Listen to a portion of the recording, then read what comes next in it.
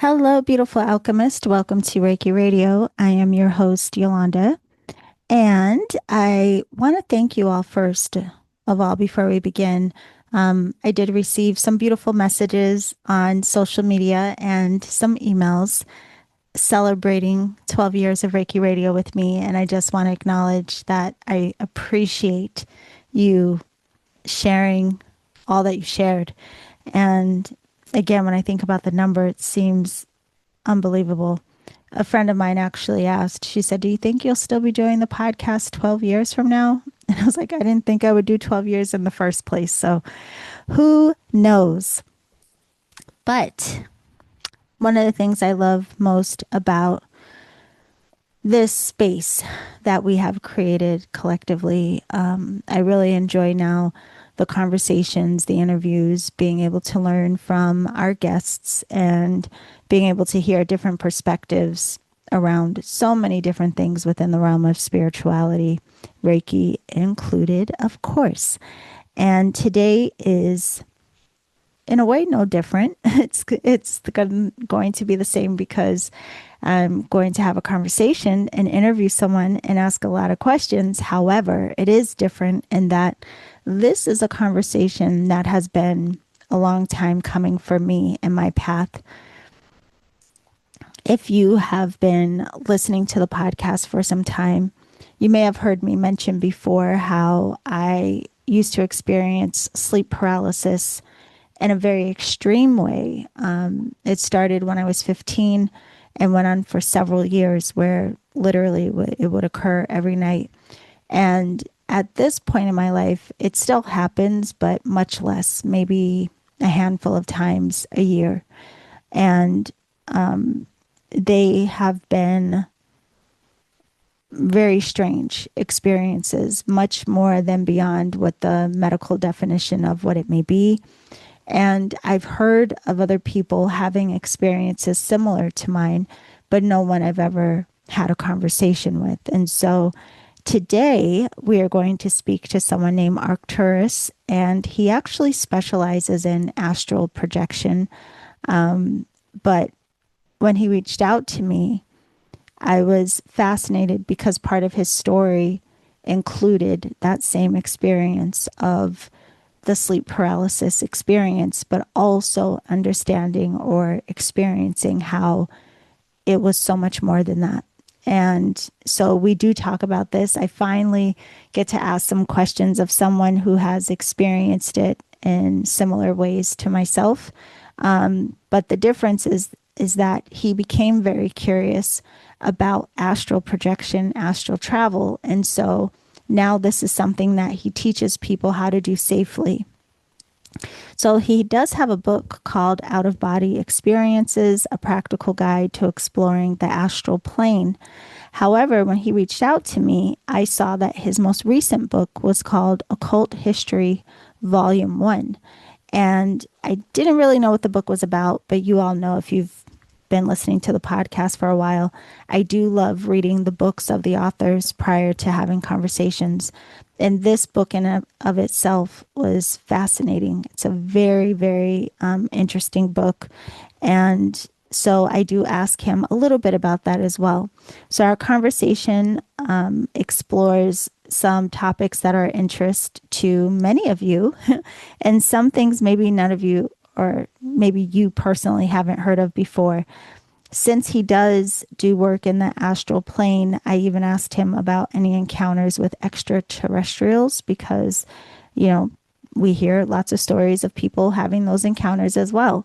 So I want to thank Arcturus for joining us today and having such an interesting conversation.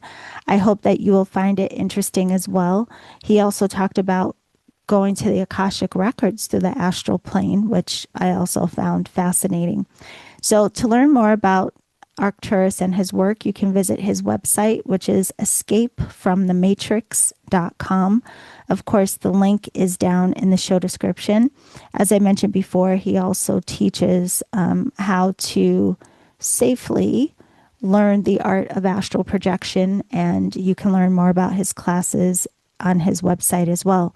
So sit back, relax, enjoy the conversation, and I will see you on the other side. Okay, everyone, we are here today with Arcturus, who is a teacher of astral projection and also an author. Arcturus, as I was telling you right before we started recording, I am fascinated by your latest book, which is called Occult History. It's incredible. So I can't wait to get into this conversation and learn more about you and your work. Thank you for joining me today. Thank you so much for having me, Yolanda. Yeah, well, it's So, exciting. So, as I mentioned, you are a teacher of astral projection, and we're going to get deep in that. I have a lot of questions for you, as I'm sure the listeners will be curious to learn more about as well. But before we get into it, you yourself have an interesting story about your own spiritual path and journey. So I just want to ask if you could give like a overview of how you ended up with so much focus on the work that you do now. yeah, so basically, since I was a child, I was very curious about the nature of the world. And I had a lot of questions, and I wanted to find out about, let's say, things such as psychic powers and ghosts and UFOs and magic. So the only reference that I had growing up was that my mother told me a story that when she was a girl, for some reason, she and her sister just had the idea of getting into the bathroom and sitting on the toilet seat and start mentioning the phrase, I am that I am. And so they would keep repeating the phrase, and they would basically leave their bodies and start floating. And then they would just get scared and go back to their bodies, right? And so basically they told my grandma about that, and my grandma was like, "Well, you shouldn't do that because it's dangerous." But of course, my mom normally doesn't believe in these things, but this is the only thing that she would talk about as something that she was amazed. Like, so when I was a kid, I tried to repeat the experiment. I would do the same, and it never worked. Um, and then when I was a teenager, I started having sleep paralysis phenomenon, which is when you go to bed and suddenly it's like you wake up in the middle of the night, but you can't move your body, and it can be like a frightening experience. And so this was happening quite often until one day I told a friend, and she suggested like, "Oh, this is what people call astral projection." And that's why I avoid sleeping on my back because I was feeling the same thing, and she told me that. So in that moment, I was like, "Wow! So are you saying that I'm experiencing something that could lead to the experience that my mom was having when she was a child?" And so it happened that I started researching on the internet, and I found like a relation between sleep paralysis and astral projection. And they would say that sometimes you experiment the sleep paralysis before astral projection. And so I learned a technique which involved pronouncing certain words, certain mantras, which supposedly activate the body's ability to leave the physical body. Yeah. And the first time that I did it, I had like it was like an initiation because I started doing the mantras while I was laying on my back, and I started feeling like a tingling sensation all over my body, and I actually fell asleep. You're not supposed to fall asleep, right? Uh-huh. But it was like an initiation because when I blacked out and suddenly I was dreaming. And in this dream, I was a kid and I saw my brother, and my brother was playing with like a wand. Um, and then he handed me the wand, and he told me something such as, I don't know, I think he said like, the power is now yours. And I grabbed the wand, and suddenly I felt like I was being shot to the sky, like a sky, like a rocket. Um, and I felt like vertigo and everything. And that moment, I opened my eyes, and I was floating in my bedroom above my physical body. Hmm. And so I was like, whoa, it worked. And I was like, okay, what should I do? What should I do? I was like very excited. And I tried to leave the bedroom, like floating through the window. Hmm. The moment I touched the window, I felt like the cold from the outside and even the noise from outside. And then I was, boom, instantly taken back to my physical body.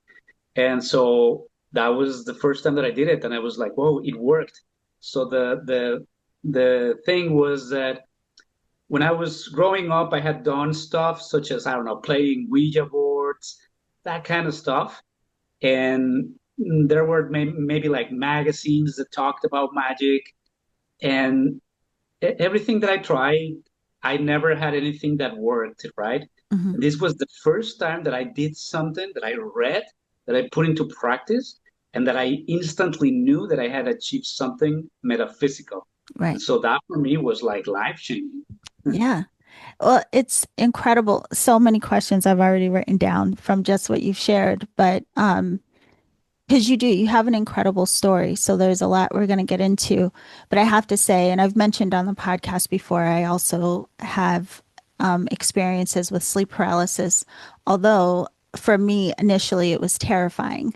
And it's funny, listening to your story, there was one experience I had later in life, probably in my 30s, where I had the same, where I came up out of my body, looked down, saw myself in the bed, but I wasn't excited like you were. I can't think any experience I've had has not yet been exciting. I've been terrified. So I'm glad we're having this conversation.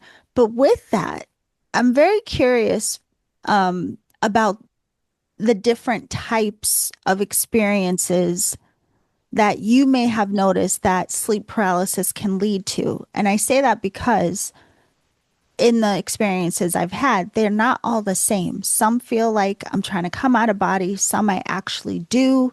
Sometimes, like I told you most recently, I felt like I was in a different realm. I don't even know how to describe it. So, have you noticed that there are different access points, I guess, from the state of sleep paralysis? Yeah, absolutely.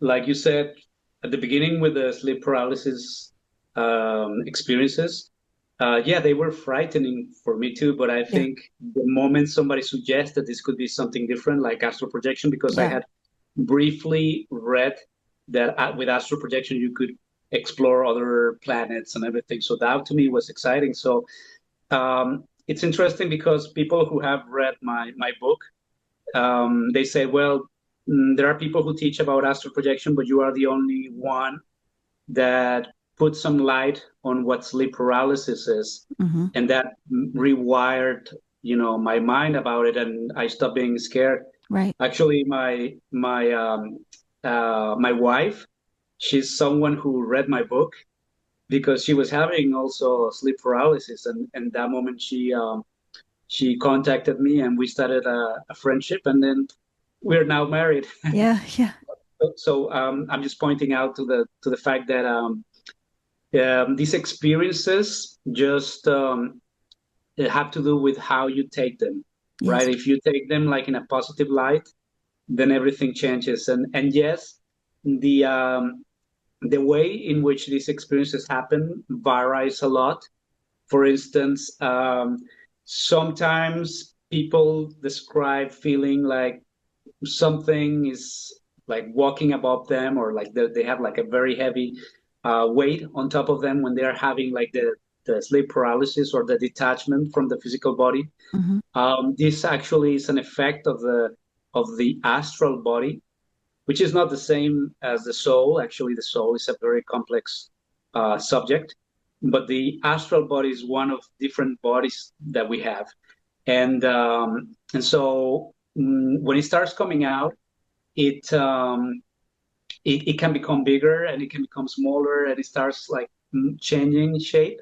Yeah. And that's when you start feeling the density, right? Like the changes, because it's like your consciousness is jumping from your astral body to your physical body and back until you achieve the full detachment. And so that's one of the things that can happen.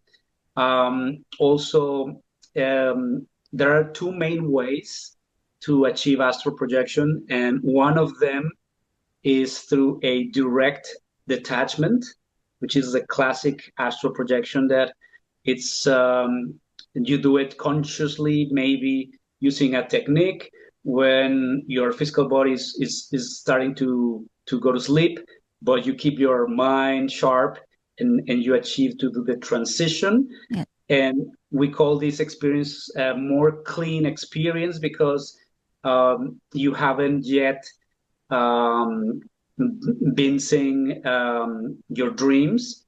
Because the other way to astral project is to have a lucid dream, in which basically you are dreaming, and then you realize that you're dreaming, and then at that moment you start to explore your dreams, and the more aware you are, the more the dream images start to like disappear, and Mhm. that's when you start seeing like the astral in its more natural state. So the point is that we actually all leave our physical body every time we sleep. We do so through the astral body, but we most people hardly realize this because when we dream, we're actually seeing stuff from the subconscious. So if you were to see someone who is out of their bodies, like if you can astral project consciously and you see other people sleeping, they will look as if they were sleepwalking Mm. in the astral plane, because in reality they are seeing images from their subconscious. And so yes, the astral world is a very complex world that strongly works with the law of attraction. Like the law of attraction, of course, also works in the three-dimensional world, but in the astral world is very fast. Like it happens immediately. So let's say if you are scared, for instance, you could attract scary stuff Mhm. or visualize scary stuff because Yeah. it's like your mind is manifesting it instantly. And if you have a lot of stuff in your mind, like maybe from work or maybe from a TV program you watched before going to bed, Mhm. those things are gonna appear in the astral world. And so yes, there are a lot of ways to experience it. Yeah. Well, I have to tell you, it is true what you say. Once you have an understanding of what it is, there's less fear. So when you first contacted me and I was reading about your work and just briefly before I even read the book, there was this calm, this kind of relief of, oh, this experience, it's has been about astral projection. Even though I've heard that before, I just, it didn't land as something that brought me comfort. And in part, it was because it wasn't something I was doing intentionally. I think it's different, you know, if you're doing it intentionally versus it feels like something out of your control, right? And for me, the experiences that I've had where I actually did disconnect, it felt like I was walking through molasses. Like it didn't feel fluid. Have you ever, is there a difference between why sometimes it feels like you're kind of like in a sticky kind of place or moving not in a fluid way? Yeah, absolutely. It has to do with your mental state. That's one of the possible explanations. For Yeah. instance, just to give you an example, there are many techniques to astral project, Hmm. and like they involve, I don't know, for example, using mantras. Yes. But then people sometimes they have problems doing the detachment. Like they feel like their body is leaving the physical Yes. body, but they're still kind of attached to the physical body. So some techniques they teach, for instance, to imagine a rope that you are grabbing in order to pull your astral body out, and those sort of things using the imagination. However, I have discovered that. sometimes when you focus on those kind of techniques, Hmm. it could actually be counterproductive because it's like you are imagining an effort. Like you need to do that effort Right. to leave your physical body. So in the astral plane, everything adapts to your mental state. Ah, So now it occurred to me now that you are describing this experience about molasses, because in some experiences I was like trying to get away from my physical body as far as possible because I was feeling the pull, yeah. right? And but also you get a lot of intuition in the astral plane. So one day I was like that, like just struggling, and I was like, no, wait, my mind is saying struggle, but what if I just relax and feel like I don't struggle? And so Yes. at that moment, I stopped feeling the pull, and I Ah. was out of my physical body. So, what you experienced with like that you were trying to like walk among mollusks kind of sounds like something like that. And it could also be like maybe something you were going through in your life, Hmm. some difficulty that was manifesting, such as a resistance.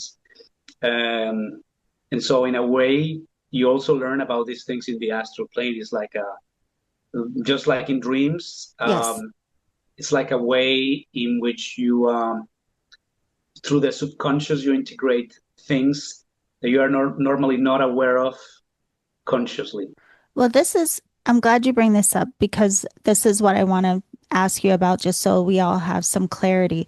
But I want to say too, after reading about your work and kind of feeling calm, that's where I had the most recent experience about a week ago, which was not intentional, but still it happened, but I wasn't in resistance. And that was very different than any other one I experienced because I literally felt like I was in a different dimension is the best way I could describe it. And I could feel in a physical way myself returning back into the body. So it was very interesting. And I also want to clarify the book that I showed, the Occult History book, is not the book that you wrote about astral projection. You have a separate book from about that, and we'll get to that.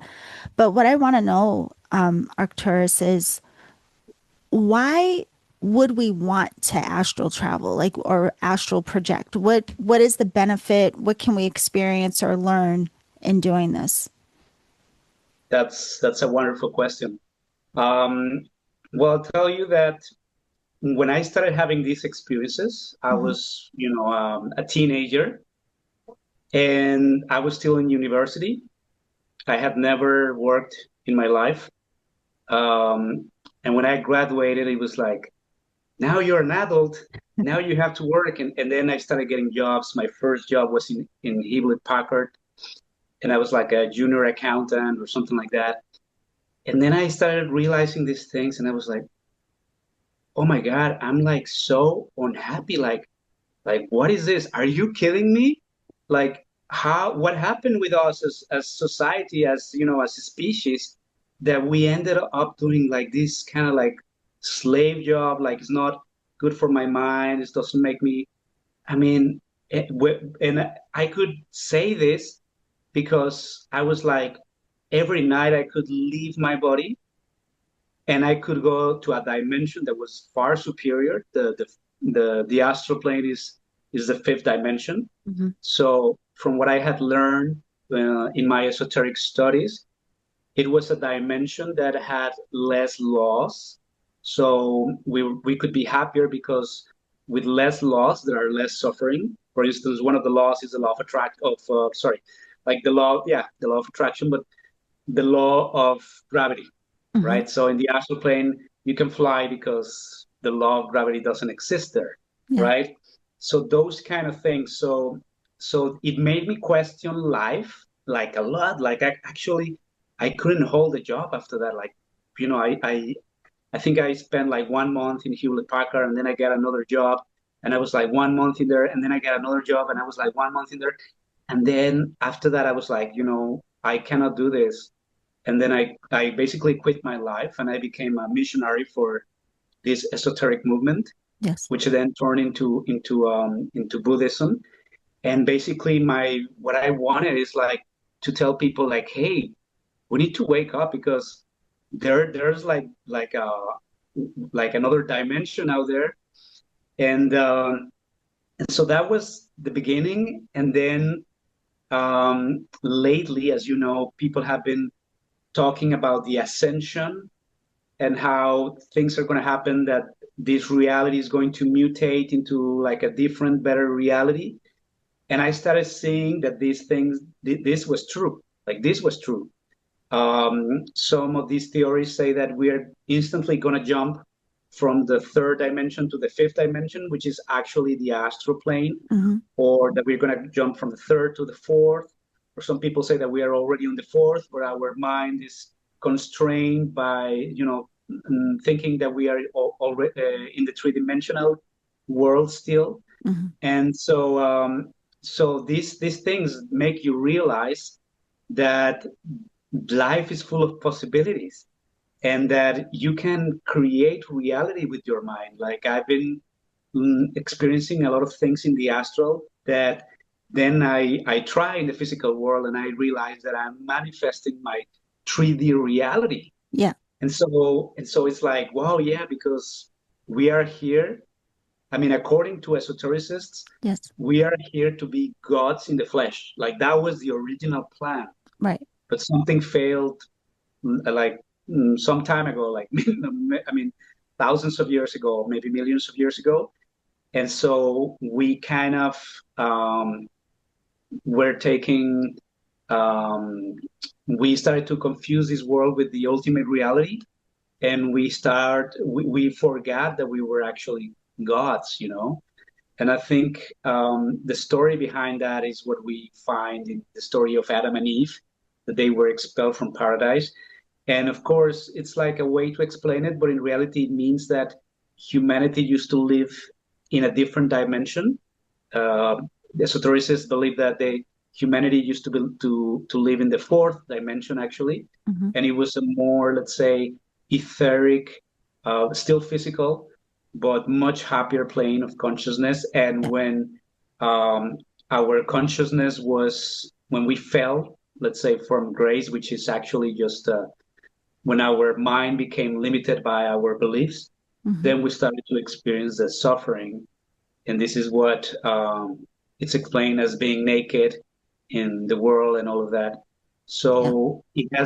So to answer your question, astral projection made me realize that there are a lot of hidden truths that people ignore, or maybe there are people who wants us to remain asleep Mm-hmm. and not realize this, because the moment we start asking the questions, the moment we start awakening or experiencing these things, then maybe big businesses will collapse. Yeah. Well, it's interesting. There's a couple of things. Again, everything you're saying, my mind is just popping all over the place. But what you're saying about the potential that we lived in a different dimension before, and even speaking in biblical terms, I remember one time reading about how in Genesis, the, I would say, more like accurate translation from Hebrew into English, it was talking about how the description of Adam and Eve were that they had bodies of light before the fall.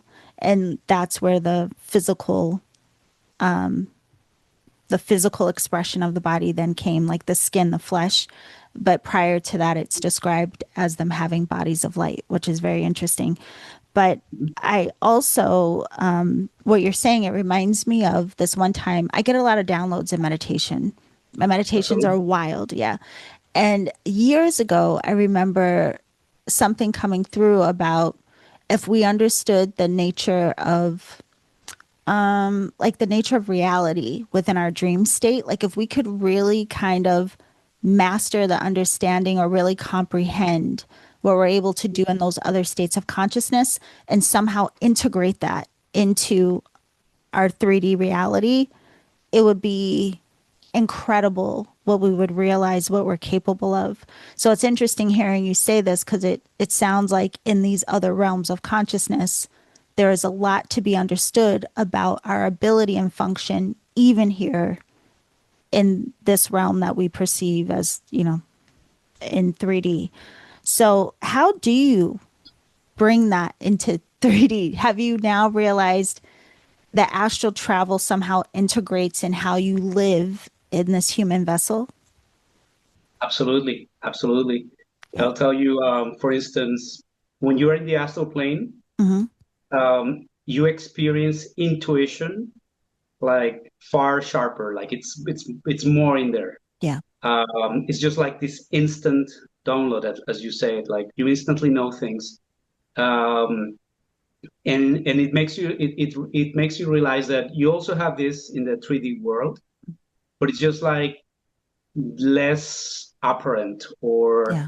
maybe we have like a harder shell that sometimes we don't perceive it, but when you're in the astral, you do.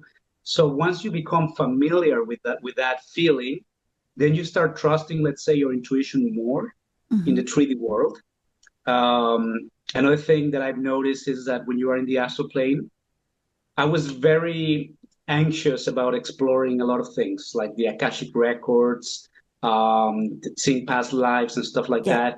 And I was always pressed by time because I know that in the astral plane you need to be focused, or otherwise you fall asleep, you fall into a dream and things like that. So I was like in the astral plane, I was like rushing, like, oh, okay, I have to go here, I have to go there, and then nothing was happening. Uh, And then I started realizing, like, yeah, like, and this was very recent. I started realizing, like I need to do stuff calm, with confidence, and also with a lot of joy, because mm, the fifth dimension is a higher dimension, so the frequency must be higher. So okay. when you are like joyful, then your frequency is more compatible with the astral world. Mm, The moment you start to worry, such as I need to do this now, I need to hurry, then that kind of brings like this lower frequency, yeah. and so you wake up easier, right? Like faster, right? And Yeah. you don't want that. And then for instance, right now I'm focusing a lot on bringing abundance and prosperity to my life, and I realized that it's actually quite simple. It's just like we try to bring abundance and prosperity from outside, Uh-huh. like, oh, how should I get more clients, or how should I do this? When in reality, all you need to do is to feel that you already have it. Like you already Hmm. have all the abundance in the world, right? Yeah. And it's just a feeling you need to cultivate. And sometimes, of course, life puts you through trials, Yes. right? But it's like this way of your higher self helping you to Hmm. get rid of all the negativity and all of the negative programs. So the moment you stay firm into the high frequency, for instance, then you start seeing how everything manifests effortlessly into your life. You don't have to like figure out how to bring stuff into your life, the stuff you want. It's just like you need to feel it inside, Yes. and that's all you need. So it's like these things you are more like are easier to perceive in the astral plane when you're in the astral plane. Yeah. Well, I love that you say this because I think a lot of times people hear this, especially when like law of attraction and these things became a hot topic. And I think that people maybe sometimes we can misunderstand this idea of imagine and feel it and it's like a forced thing rather Yeah. than really tapping into the frequency of. So it's interesting, even this, I think a lot of things come back to our frequency, which is often, influenced by the nature of our thoughts, the nature of our emotions, all this, right? So I have I have one question for you about that because I think, well, I know part of my resistance to astral projection was I didn't know what I was going to encounter. And so, does our frequency or intention even play a part in what we might see or where we go? So, when we do astral travel, could you just land anywhere? Or, like, what determines what it is you come into awareness of? Um, yes and no. They're like different like variables. Okay. For instance, the most common thing, and this I have experienced it a lot, and other astral projectors have told me the same, Mm-hmm. is that when you achieve the direct astral projection, you are inside your bedroom, right? Mm-hmm. And the further away you get from your bedroom and from your house, then the more everything starts to change. It seems like your place Yeah. has like a very strong energy that like your mind recognize as part of your reality. Yes. Because in reality is just what the mind interprets. So the constant being in your house creates a strong impression. So the most common thing is to see your room, your house, Yeah. and once you get out, that's when things start changing a lot. And you can be like in a very magical place, or you can be in a mysterious place, or you can be also be like in a dark place, and that will depend on your frequencies, your energies, but also it can also be affected, of course, by external energies. Mm-hmm. For instance, I travel a lot. Yeah. Sometimes I stay in places that don't have like good energies, and so I've seen stuff that is not positive, Mm-hmm. and I know that it didn't have to do with me; it just had to do with the energy of the place, right? Yeah. And other times, uh, I land in different places because maybe I was dreaming, and so my astral body was far from my physical body, far from my home, Mm-hmm. and in that moment I suddenly become lucid and I'm somewhere, and I of course lose track of where I am because maybe I was dreaming and I don't remember the dream in that moment. Mm-hmm. Yeah, that's an interesting thing too, the difference between this astral travel and lucid dreaming, because I know some people who lucid dream, and I've never had that experience. I've only had what you're describing with astral projection. I have not yet left my room, except for what happened last week, where it seemed like I was in a totally different dimension or something like this. So I wanted to ask you about as well, because there's a lot of talk about parallel universes and now a lot of discussion around the quantum field and all of these things. So when you experience this and how you've, or whatever you've encountered, do you see it as literally these altered states of consciousness? Is it taking us into dimensions that are here? Or do you feel like you're going somewhere else? How would you describe what you've encountered? Yeah, like well, in the astral plane is definitely another dimension, Hmm. definitely. But even in the astral plane, which is the fifth dimension, there might be like a different number of parallel, let's say, fifth dimensions. Okay. And there might be like also an undefined number of parallel three dimensions, right? Hmm. And so, but you can also jump through these parallel dimensions through your state of consciousness. I believe that when we take decisions that come from your higher self, not from your psychological aggregates, your let's say egos, Hmm. your ego, you are actually creating timelines. So you could jump from a timeline where, let's say, the world is going to be destroyed into one in which nothing happens because you are aligned with that timeline. Yeah. And that has to do with your taking decisions according to your higher self. Okay. So now I have a different question for you, Arcturus. So let's say if we have like these parallel realities, parallel within the third dimension, would those be more related to, say, our lifetimes or reincarnations on this earth plane? And then if we went into the fifth dimension or other dimensions, whatever those parallels would that be more related to perhaps experiences we may have had in other forms? Or is that something totally different? No, I think that's something totally different. Okay. Like, for instance, I have perceived that like the different versions of you, Hmm. they're all connected to you. And so basically, there are times when you can connect to different ones. You don't realize that, Mm-hmm. but you're connecting to parallel dimensions. Like there could be actually, just to give you an example, a version of you that is in hell, Mm-hmm.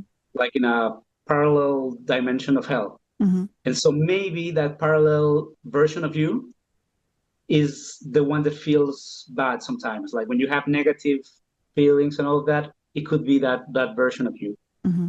But at the same time, the more awakened you become, the less that version affects you. It's like the less percentage it influences you, and the less you connect with that. It could come to a point where your frequency Mm-hmm. can actually make that version um, leave this infra dimension or like hell dimension, right? Yeah. There could be a version of you, and I'm pretty sure that's like my case, and that's probably the case of a lot of people, that is already awakened, Mm-hmm. that is already a master. And so, because that version of you already awakened and became a master, this version of you is having the feeling of looking for the truth, of looking for these practices and awakening. Yes. And so it's really cool too, because it means that if a version of you awakens, then all of your versions or all of your parallel versions will also awaken. It's really interesting you say it this way because it makes me think of people who have stories and a lot of people who tend to have interest in this work or in this realm. No matter what gets us started, there are some of us, we just feel very called or drawn to well, all different things, different cultures, different practices, different teachings.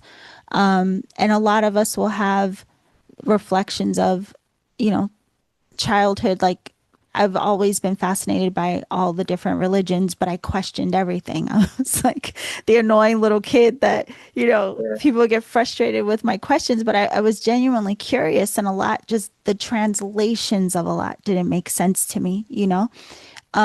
But it's interesting how there is this like kind of calling that a lot of us will feel towards so many things. And you mentioned the Akashic records. And I wanted to ask you a bit about that for two reasons. One, you mentioned accessing them through astral travel, which is very interesting. But also in your book, you talked a bit about the Hall of Records and it being underneath the Sphinx. And I recently saw something about, I want to say perhaps it was Edgar Casey's work or I forget who, but they had a prediction that around 2026, whatever is underneath the Sphinx would be discovered, and it would have a lot to do with our history with Atlantis, Lemuria, and all of these different things. I'm like, wow, that's only a year away. But yeah. what has your experience been in the Akashic records, and what is that like going in the way of astral travel versus like just using your clairvoyance, say? Yeah, like the thing about the Akashic records is that they're called Akashic because there is a quality to the fifth element, which is ether. Mm-hmm. And let's say the positive, positive, and there's positive and negative. Negative is not bad, Mm-hmm. but the positive quality of ether is like the life that is in everything, right? Like the particles of light that gives life to everything. Mm-hmm. And the negative pole is the Akash, which is the memory, right? So the with that it means that ether in its negative polarity holds the memory of everything. Mm-hmm. So in the fifth dimension, there is a concentration of this ether, of this Akash, the negative polarity, which manifests as a place where you can get all of the information of what has been the past, the present, and the future Mm-hmm. of everything that has been created and every action and everything. So when I started learning about astral projection, I discovered that this could be accessed through astral projection, And I really wanted to achieve that because I wanted to see my past lives. I wanted to see Atlantis. I wanted to see, the past of humanity, dinosaurs, everything. And so that was like one of the things that I wanted to achieve. So um, since in the astral plane, things manifest very quickly. They sometimes, the Akashic records, they take the shape of a temple, right? Like basically these things exist in the astral plane as if they were archetypes, like templates of reality, like the templates of everything are Like there in the astral symbolic plane. for our understanding or our translation. Like Yeah, it. like basically the origin of everything created Hmm. can be found in the astral plane. Right. So there is a temple that can be visited by just by will when you're in the astral plane, and that temple is the temple of Akashic records. Hmm. And so you can access this place in the astral plane, but it's easier to be accessed through the mental plane. Yeah. And to get into the mental plane, you need to do a double projection. So you need to project to the astral plane. Once you are in the astral plane, you have to project again to the mental plane. Yeah. And once you're there, you can visit this place. And I mean, I'm not gonna say it's hard because I don't want people to Yeah. think it's hard. Because if you think it's hard, then maybe you make it Right. hard. But I've been there a few times only, and I've been able to see basically it manifests as a library, and you can, if you want to investigate about something, you can grab a book. It normally has the name that of you can grab any random book from the library, Hmm. and it will have the name of what you wanted to research. And the moment you opened it, you get transported into that vision of the past or the future. And there have been times where I have also been able to access it randomly. Like suddenly I've been just seeing past lives in the astral plane, Hmm. and all of that is just stored in the Akashic records. Yeah. Well, this brings up a different question too. Various ways of experiencing, I guess, astral projection, and it's coming to mind because I took classes in Akashic records many years ago, and through that particular type of teaching, um, there was this idea that you could only go in the records for your own soul's history. But I went in very consistently because I'm a curious person. But what started happening was I would even not be go on the records the way that I was taught, but I would start getting these downloads where I could feel like, you could feel a sensation of like a different frequency, like you're somehow connected to or in a different frequency. But I would get downloads about like this work because that's what I was really curious about. So like I would go into that state and ask like help me understand the chakras or help me understand, So I was accessing information that had nothing to do with necessarily my soul's journey, but it had to do with something about the nature of the universe or our function. And so as you're saying what you're saying, I'm just curious, do you think that there are like different degrees of how we connect to these alternate realms?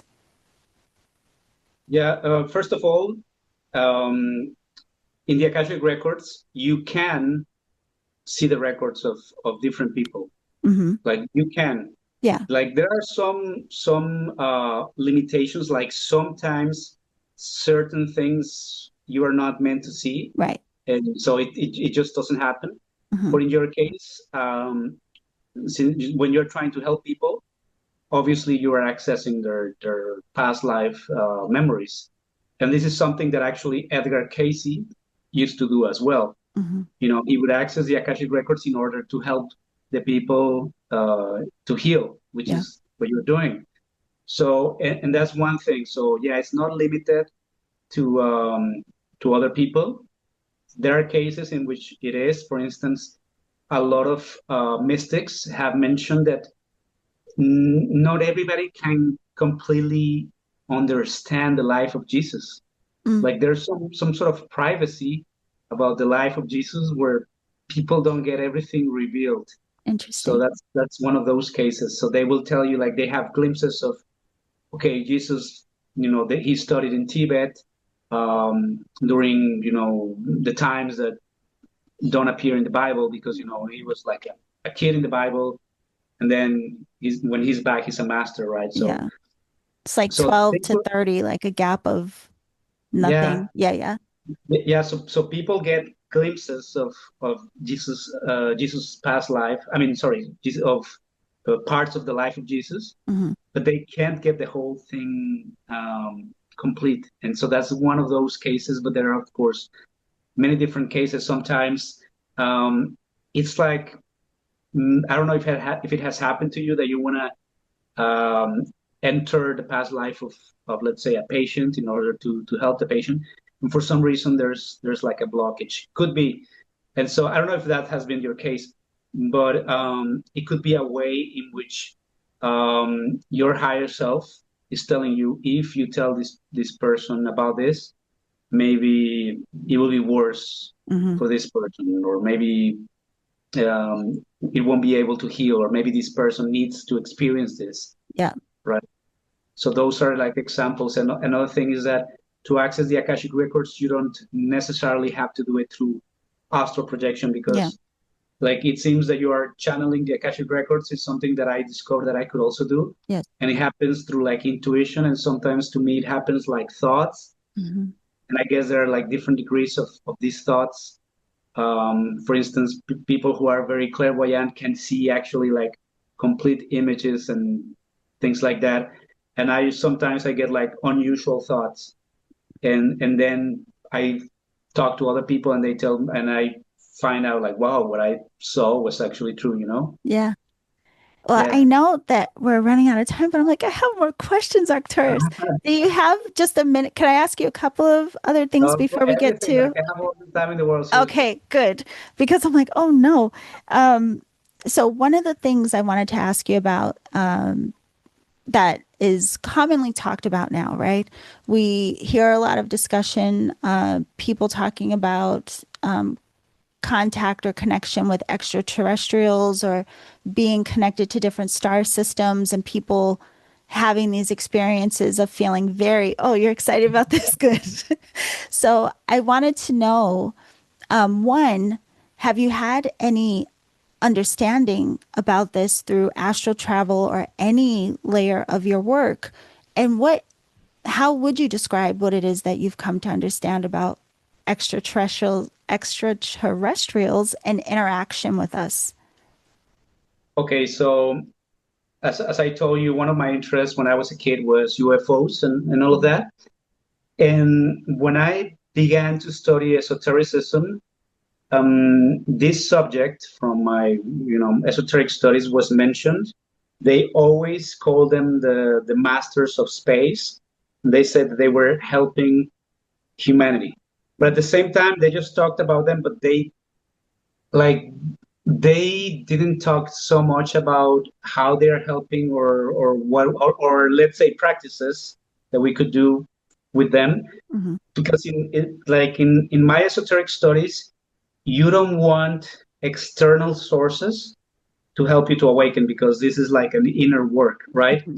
So even when I joined this esoteric school, my guru actually he was giving different conferences, and one time he did a conference about UFOs, and I kid you not, he actually to my surprise he brought like small UFOs, like you could see that he made them, Hmm. and these things were floating, and they were really floating in the conference and everything, and he wasn't using like a magnet or anything, Yeah. right? And after the conference, I think he never did a conference like that again. And I asked him about that, and he said, "Well." if you remember, there were like 100 people in the room. Like it was completely crowded because this thing draws crowds, and no one decided to stay, to work on themselves. It was just like the curiosity, right?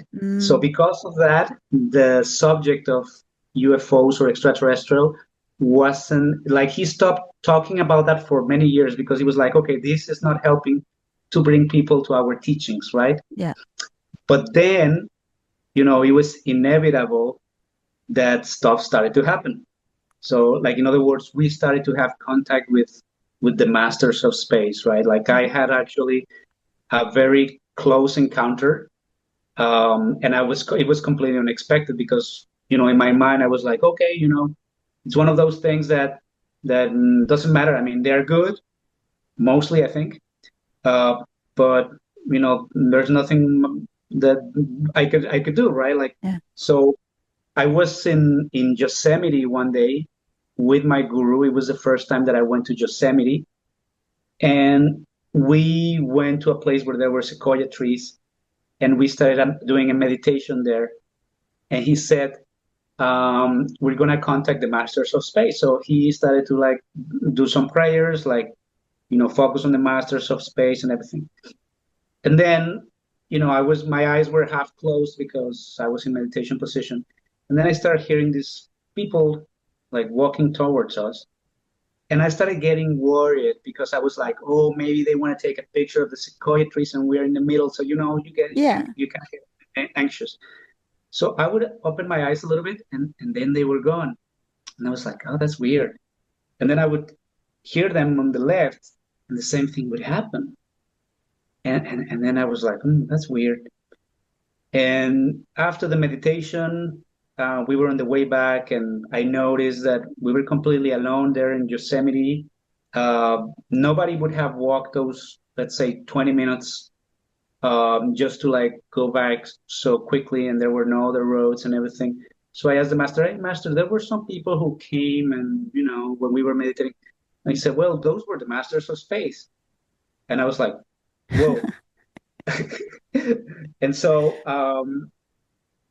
basically I told them like, well, I could see because I could, see, I saw them very quick that they had like a very white skin. Maybe they were like 6 feet tall, and they had like very, how to say, like silky long black hair. Hmm. And to me, I thought maybe they were like, um, I don't know, maybe Asian Uh, because they were like because of the silky hair, yeah. um, and they were lean, right? Um, but then he told me they were from Andromeda, Uh, and I said like, I told him like I couldn't see them very well, but they pretty much they look like humans. So can they actually mix among us like we wouldn't notice them? He said like, well, if you see the like all of them together, that would be very strange because to us they look very similar. hmm. But if they are like one among the crowd, like maybe they can pass as Right. humans, and that's what they do. And they also and I said like, but I couldn't see them very well. Why? And he said, well, because they didn't want you to see them. I don't know, maybe they see us as dangerous creatures. Yeah. So they basically change their frequency, and the moment they change their frequency, you can't see them. So they can be here, Yeah. you can't see them because of their frequency. And the thing is, they are in contact with people who are awakened. So back, Mm-hmm. like my guru was somebody who was awakened, Mm-hmm. and so they basically communicate telepathically, and to somebody who's awakened is like very normal. And talking about the astral, I also had an experience with them, which was the first time that I was able to communicate with them, and it happened in an astral experience. Oh, wow. And Wow. that was also very curious because for some reason, I normally wake up in the middle of the night and I meditate and then I do my astral projection practice.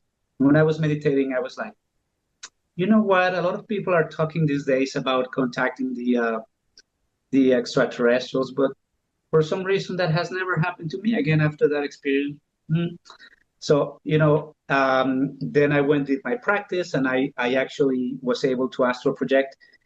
And I sat down and I started to meditate in the astral because I wanted to call upon Master Yogananda. You probably know Mm-hmm. Master Yogananda. I've Yes. had some experiences with him in the astral plane. So I call upon him, and then I see this being, like, you know, this being was like 9 feet tall, very white. The eyes were like basically like the space with the stars, and they started to like illuminate, and like silky long white hair, and kind of like elvish Yeah. ears. And I was like, I freaked out. I actually thought he was like a negative entity just because it surprised me or something like that. And I could see he also like kind of like back down like that, like he could like see my fear. Yeah. Then I was like, wait a minute. And that moment, that's when I realized, like, shit, that's an extraterrestrial. Yeah. So I was like, so who are you? And then it's like, I don't know what he told me. I think he told me like he told me something. He told me his name was Acelon. That was his name. Mm-hmm. And then he told me, you're speaking in Spanish, right? And I was like, well, you're speaking in Spanish too. And then we started laughing because he was like, come on, like obviously you're not from Spain or from Mexico, you know? Yeah. And so I believe he used those phrases to make me feel comfortable with, saying something funny, Yeah. like a way to connect. And then, I basically told him, like, I know you're a master of space. Please teach me. And I started following him in the astral plane. And when I was walking, I saw another one. And this one was wearing this like Hawaiian shirt. And he was looking at me like, oh, you're gonna have something really cool happening now. And then I woke up, and I told my wife, which back then was my girlfriend, about that, and I described them, Mm-hmm. and she said, like, I'm pretty sure they were Lyrans. Mm. And then she sent me these images about Lyrans, and they were exactly like I saw. Wow. So I think it was like a touch base kind of experience. Yeah. Like I wish, and I'm sure that in the future maybe I will interact with them. But at the moment, that was like touch base. That's And really, really cool. Well, the thing that's interesting to me is I'm one of those people, I definitely don't say something's not true because if I mhm, haven't experienced it, how do I know? I just have a that kind of view about it. But I always think it's fascinating all of the stories we hear about, the different cultures and civilizations. They all talk about these space brothers, space beings, people from other places, from the sky, who came to help them. So it's one of those things I'm always so curious of, like, well, if they came in ancient times to help civilization, do they not make themselves so readily known now just because of how perhaps dangerous humans can be now because, the potential of humans being hostile? Like, I don't know. I just wonder, well, if they came before, like, why wouldn't they interact in the same way now? Because clearly we need some help on this planet. But, it's just interesting to me. yeah, no, I ponder on those things as well, and I know why. Basically, there were times, like it is said that during the Lemurian humanity, which Hmm. was the third humanity that was on this earth, and then the fourth, which are the Atlanteans, these beings were in constant contact because also humanity was, of course, more spiritual Mm. and had other faculties like psychic faculties, Yeah. right? And so they were in constant collaboration. But when humanity fell, let's say from grace, because of the psychological aggregates, because of the over identification with the physicality, Hmm. like these beings continued helping us, and they are helping us all the time, but they are not so public now. Yeah. And there are many books that talk about different theories that say that they have actually contacted, let's say, American presidents, Hmm. right? And that the presidents don't want to reveal about them. Yeah. First of all, because they are, from a presidential perspective, they are afraid that for instance, there's a story that I think they contacted Eisenhower. Oh, yes, the ones from Venus. Yeah, and that they basically asked him like, "Hey, you gotta get rid of all the nuclear Right. arsenal." Yes. And Eisenhower thought like, well, if I do that, maybe these guys will attack us, and we Hmm. will have nothing to, which is actually like very earthly or human way of seeing things. Yeah. In reality, if they actually wanted to attack us and destroy us, they would do it regardless if we had nuclear weapons, which actually reveals that they come in peace, right? Right. But also, like, there are people who actually rule the world that are not the presence of there are like let's say occult societies. Hmm. Like there have always been occult societies that are good, but also occult societies that are Right. not good, right? Right. In some of these occult societies, like we've heard about the Illuminati, they're actually the ones that hold the power. So the presence of these beings is not welcome for them because they want to help us to awaken Right. from all the illusion of materiality. So, like I said, that's why they are in contact with awakened people. They can influence humanity in different ways. Like if you are, let's say, a movie director, sometimes you get an idea. Like let's say, actually, The Matrix was made in that way. Um, and they are also, let's say, everybody agrees that we are in a moment where they will actually come out. Like Yeah. before we die, they will become public to everyone. Maybe not anymore through governments because that Right. strategy didn't work, but it will happen. And so they are helping us because there is something called the law of universal charity, right? So it means that when an individual becomes awakened, Hmm. that individual realizes that he needs to help other beings to awaken. And so that's why, like, because we are all connected. Yeah. So the same thing happens with extraterrestrials. And in fact, many of us are actually extraterrestrials in origin, right? Hmm. Because it's like in ancient times, extraterrestrials came to help humanity in their evolution. And it comes a moment when these extraterrestrials also became, let's say, humans. Like they died and they were born in on Earth, and maybe they had their faculties, their psychic faculties. They could remember the past lives, but it came a moment when they also became lost and became part of this karma. Yeah. And I believe actually that's my story. That's my wife's story as well, and it might be your story, and it seems to be the story of a lot of people. And when the time is right, which is I believe very soon, we will all realize this, and we will all awaken, and we will all remember that we've been extraterrestrials in different planets. Well, to me, it makes sense the way that you're describing that if we did, incarnate now in this human form and in this density, that it would make sense to even, there would be a benefit to understanding the human experience, you know, and gradually remembering or awakening to Yes. whatever. I also think that these paths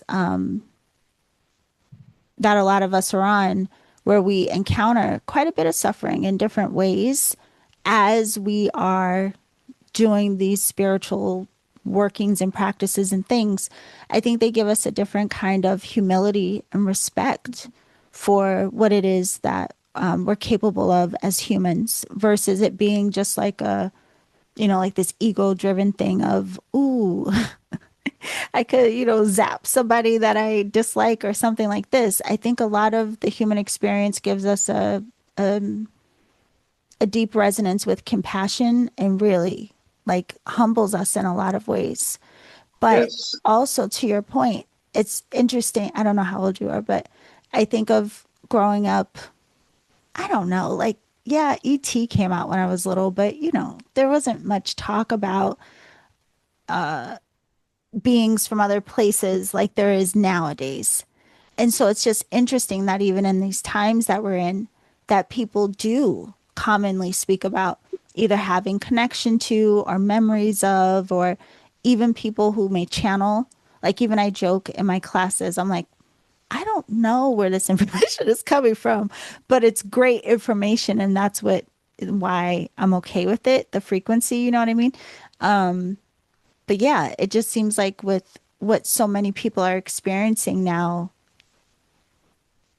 it wouldn't be shocking to me if tomorrow this all became revealed. Yes, and it will. And a lot of people are experiencing more and more of this. Right. Yes. Yeah. It's very interesting. Well, I have to ask you one more thing before we get into how people can work with you. In your book, listen, I would love for you to come back again just to talk about all the different things in Absolutely. this I would book love it. because we didn't even get to. This book is so good. I can't wait to read the out of body experience one, which I'll Mhm. ask you about in a moment. But one of the things in this book, I have to ask you because of the audience, you did have an experience with Reiki, a Mhm. friend of yours who was a practitioner. And interestingly, you mentioned how they focused on like an activation of codes. So could you talk a little bit about what that experience was like for you and maybe what it brought into your awareness? Um, okay. Oh yeah, yeah. Yeah, yeah. Well, I don't remember at this moment which one of the experiences, but I'll tell you one in particular. Um, I had this basically the wife of my guru Hmm. created a Reiki system. It's a system that uses energy. Yeah. Um, and I don't know exactly how it works because it's I haven't studied it, and I think it was designed for women healers. Hmm. But they touch different parts of the body, and they can also do it at distance, just like Reiki. Yeah. And so they basically awaken, um, let's say, memories that were hidden. And by awakening these memories, it's like you either um, have an experience which makes you um, like leave behind something that was painful, Hmm. or it makes you transcend something. And so, in one of those practices, which actually was over the phone, I just felt like a big release because something was released from, let's say, my family karma, Yeah. right? And then, I went to bed, and I basically had a lucid dream, or it wasn't a dream. I don't know. I basically saw a past. I don't know if a past life. Yeah. Actually, I don't think it was a past life. I think what I saw was like a parallel reality in the fourth dimension. Wow. I don't know. Perhaps that's the story that you're talking about from my book. Um, no, I think, but this sounds really fascinating what you're talking about. But no, this one was the person they were a friend of yours, and I think you were in another country. I have to say, you've gone to a lot of sacred sites, which could also be a whole nother conversation. But your friend, they were a Reiki practitioner, but it was very specific to unlocking different codes, like maybe like codes of uh I wish I could find it. Anyway, next time you come, I Yeah, will yeah. have found I'm it and sorry. I'll. I completely forgot about No, that. it's okay. I mean, listen, you have a lot. There's a lot. You talk about in this book. I mean, Yeah, I really would love to have another conversation and talk about your experiences with different sacred sites. I would also love to talk about your path and really what you encountered and how you ended up a Buddhist missionary. And there are just so many things that, yeah, I hope you'll come back again. But for now, I would love to share with everyone what it is that you teach and how people can work with you. Yeah, so basically what I teach is to have out of body experiences. Hmm. So I have a website. It's escapefromthematrix.com, where I have an astral projection course where I teach all of the techniques that I've been practicing for years and which I learned in the esoteric school I was part of, which is one of it was probably the last school of esotericism that was still true before it became corrupted like most esoteric schools. Yeah. And so I teach that in my course, how to do astral projection and lucid dreaming. And I also have like one-on-one sessions for people who are already practicing astral projection or who want to practice astral projection that I haven't been able to succeed. I basically tell them all of the tips, all of the practices, all of the motivation and activations that they can do to achieve it. And also, I teach different things that can be done in the astral plane. Let's say there are some people who want to visit dead relatives. I teach them how. There are people who want to visit the Akashic records. I teach them how. And this is what I do. This is what I this is my life. Yeah. Well, I want to ask you this too for anyone who's wondering, because some people, will tell ourselves stories of, oh, other people can do that. I can't do that. Do you find that, say, for example, someone like me who is happening, but I'm not managing it, like I'm not doing it on purpose? Are working with you one to one, does it give more of like a personal kind of touch versus say somebody who really wants to, but for whatever reason they're struggling? Is it better to work with you one on one just to kind of curate it to our personal experience? Or do you think the online course, like we should start with that as a foundation to see if we need to work with you one on one? Well, basically the astral projection course, it's more geared towards people who want to astral project, but maybe they are like on a budget. Mm, So it's always better with the one-on-one session because the one-on-one session, well, if you really want to achieve it, like it's like practicing a sport or mhm. let's say playing a piano. Like you could actually read a book about playing piano, or you want to play tennis, maybe you could read a book about playing tennis. Right. But there's nothing like having a coach telling you like you have to do this or try this or Yeah. that. So it's the same concept. It's the same concept. Like you can learn the techniques in the course, but obviously people have like more success when they have the one-on-one coaching. Yeah. Good Yeah. to know. So the working with you one to one or doing the online course both can be accessed at escapefromthematrix.com. Yes, and I want to tell you that like seriously, anybody can astral project, Hmm. but it just needs to be taken serious. Yeah. Because like some people can actually like read my book Out of Body Experiences and they have been successful, but others are like more curious about that and oh I tried the first time it didn't work, that kind of stuff, right? But like I guarantee that anybody can astral project, but you just have to like dedicate time and effort Hmm. to it, right? It's just a training like any other training. Yeah. Okay. Yeah. So could you tell us a little bit about that book, by the way, the Out of Body Experiences Practical Guide to Exploring the Astral Plane, and where can we get the book? Yeah. The book, it's called Out of Body Experiences, Practical Guide to Astral Projection. and you can get it on Amazon.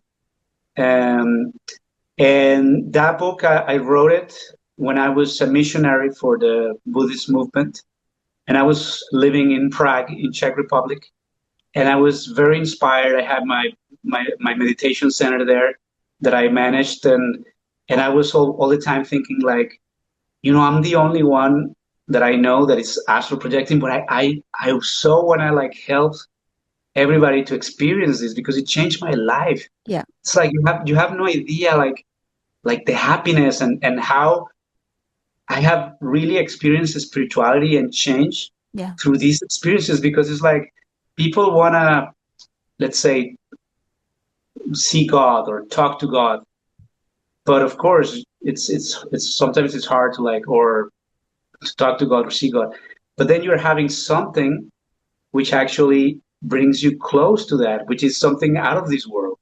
And so yeah, so when I was thinking like that, I just out of inspiration, I wrote the book and I self-published it on Amazon. And suddenly, basically, like 1 or 2 days later, I was like, "What? It already sold one book?" And then it started selling a lot, Yeah. and then people started writing to me saying that it changed their lives. And I was like, "Okay, this is serious." And that's when I started like thinking like maybe I should focus on this like full time. Yeah. And that's what I'm doing now because for some time I had the meditation center, but I was also working as a translator and interpreter. And right now I'm focusing 100% on writing more books and the course and guiding people one on one. This is like I believe it's what my higher self wants, what my being wants. Yes. Well, please do keep writing books, Arcturus. Like I told you, even this book, Occult History, Volume 1. Is there already a Volume 2 or not yet? No, I'm actually working on volume two, Uh-huh. but first I want to release a novel, and that's what I'm doing now. It's been Okay. taking for years, but because a novel is a completely different thing. But after that, maybe we'll release the volume two, and Oh, the volume two will focus on let's say Lemuria, Atlantis, the previous mankind's. okay, Yes. perfect. Yeah, like I told you, this book is so good that I really am ordering it for someone that I know will really resonate with it. But I'm going to put down in the show description your website, of course, and the links to your books. And truly, it's been a pleasure meeting you. And I hope you'll come back to talk about this book as well, because there's so much goodness in it. Well, thank you so much, Yolanda. You're a wonderful person. I could hear, I can see your vibe, and I know that you work with energy, and of course you have this wonderful energy. I'm sure you're helping a lot of people, and anytime you want to continue this conversation, just let me know. I would love to be interviewed again. Perfect. Okay, well, we will set it up. So, everyone, stay tuned and we will see you next time. Be sure to go down in the description to connect with Arcturus. Bye for now. Thank you.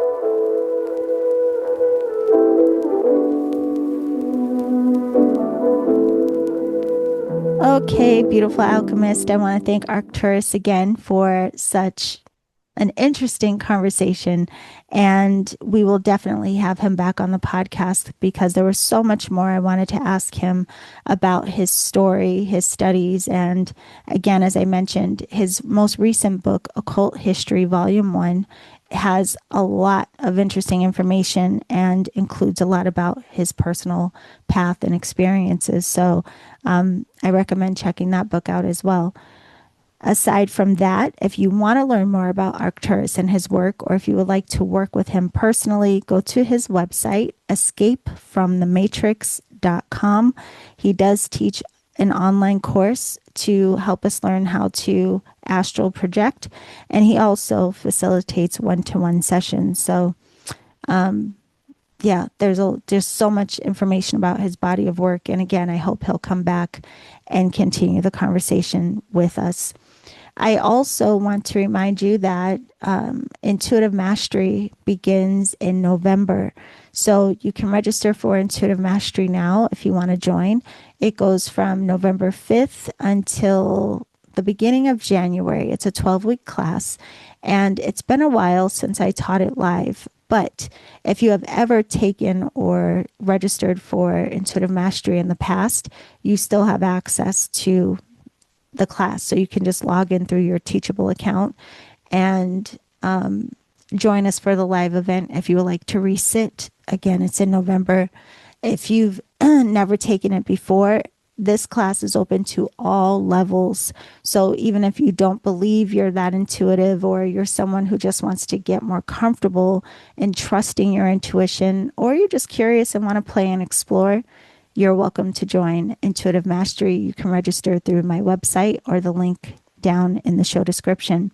With that said, there's also a few spots left for Alchemy Circle 2026. If you would like to join, I would recommend joining by November 5th so that you can also get Intuitive Mastery as a part of your membership. So if you sign up for Intuitive Mastery 2026, you are automatically enrolled and included in Intuitive Mastery, which starts in November. And then the Alchemy Circle classes start in January and go throughout the entire year. So all of that is upcoming, and I hope to be able to work with you all. Very excited about what has been coming through in terms of how to support people with their energetic alchemy. We've been having a phenomenal time in Oracle School. We have had a very interesting time in Alchemy Circle this year. So looking forward to how things will continue to open up and unfold for all of us. That is it for today, my loves. I hope you have a beautiful week. I will see you very soon. And remember to always journey in love.